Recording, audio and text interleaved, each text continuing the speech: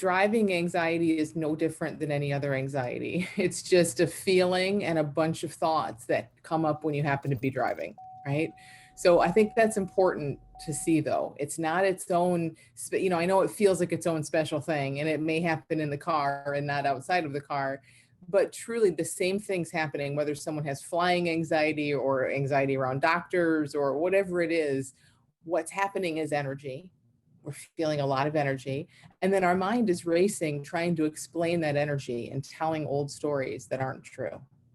So with driving, for example, and I suffered from this a lot myself, we get in a car, our mind starts racing. Oh no, what if? I'm feeling shaky, I feel faint, what if something happens? What, all the stuff minds say. We feel that physically because we feel everything our mind says physically.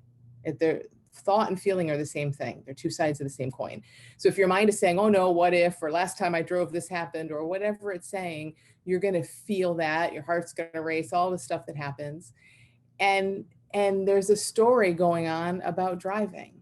But again, it's so big to see that it's not really about driving. Driving is pretty darn safe. Even when you're feeling anxious, driving is pretty safe.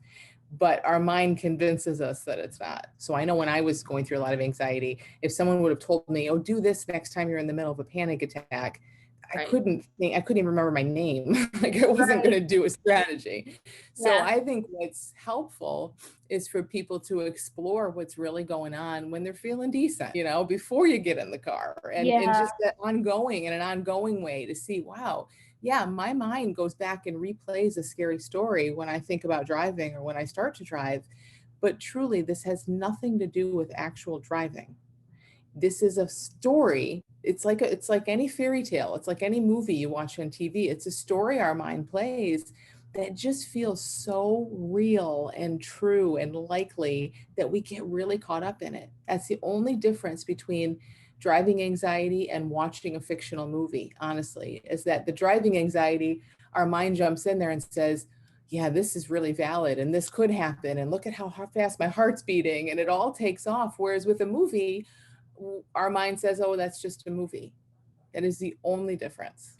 Really look and get curious and ask yourself, like, can I look at the other side of this and see just how safe this is, and just how I remember for me, thousands and thousands of times knowing in my mind I was about to die or I needed to go to the emergency room and all of that stuff. And none of that was ever the case. I was fine through all of it. And everyone with anxiety is, for the most part. So just looking at that side.